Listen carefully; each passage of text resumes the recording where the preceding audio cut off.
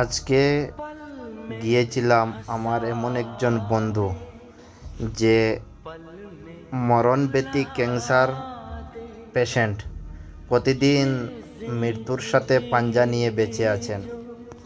তার জন্য কয়েকটি লাইন আমি লিখলাম যে ক্যান্সার খেয়ে নিচ্ছে ধীরে ধীরে তার শরীরটাকে, আর কাছের মানুষগুলো আগেই থেকে ওর জীবন থেকে মরে গেছে এই ভেবে যে ওর ক্যান্সার হয়েছে, ও তো যে কোনো সময়ে মরে যেতে পারে।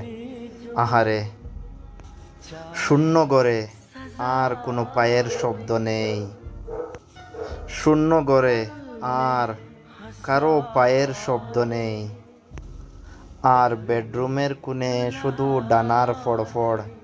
কয়েক জোড়া পাখি জানে সে এখনো বেঁচে আছে, আর নিজের মানুষ তার দিক থেকে যখন মুখ ফিরিয়ে নিয়েছে, প্রকৃতি তখন নিঃশব্দে তার পাশে বসে থেকেছে।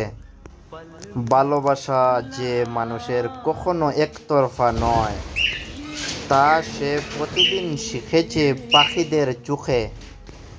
নিঃসঙ্গ ঘরের কোণে পাখিদের ডানায় লেখা আছে, ভালোবাসা এখনো মরেনি, শুধু মানুষ বদলে গেছে।